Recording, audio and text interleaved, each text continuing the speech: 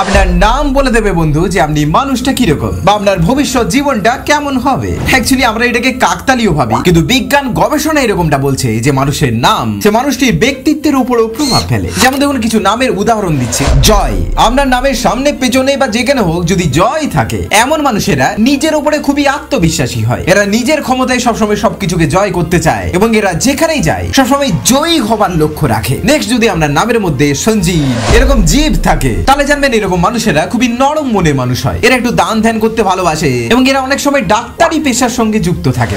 Next হচ্ছে সুর বা সঙ্গীত, এরকমটা যাদের নামে থাকে তারা অনেক সময় আর্টিস্ট মানুষ হয়। এরা গান শুনতে ভালোবাসে, গান গাইতে ভালোবাসে। এরা সুর, তাল, ছন্দ এসব পছন্দ করে এবং গান, নাচ বা যে কোনো শিল্পকলার সঙ্গে এরা যুক্ত থাকে। নেক্সট হচ্ছে সৌরভ, সুভাষ, এইসব নাম যাদের রয়েছে তারা অনেক মার্জিত, ভদ্র, সাজানো গোছানো, মিষ্টি স্বভাবের মানুষ হয়। নেক্সট হচ্ছে রাহুল, এইরকম নামের মানুষেরা সবসময় নিজেদের গুণগান করতে ভালোবাসে, মানে নিজের উপরে ওভার কনফিডেন্ট হয় যে এরাই সবকিছু জানে, এরাই সবকিছু পারে। এরকম করে করে আপনিও পারেন। আপনার নামের অ্যাকচুয়াল মানেটা খুঁজে বের করুন, তাহলেই দেখবেন আপনার স্বভাব চরিত্রের সঙ্গে এবং আপনি ফিউচারে কি হতে পারেন সেগুলোর সঙ্গে মিলে যাচ্ছে। আচ্ছা, আপনার নাম কি এবং আপনারটা মিললো কিনা কমেন্ট বক্সে একটু বলে দিয়ে জান দেখিনি।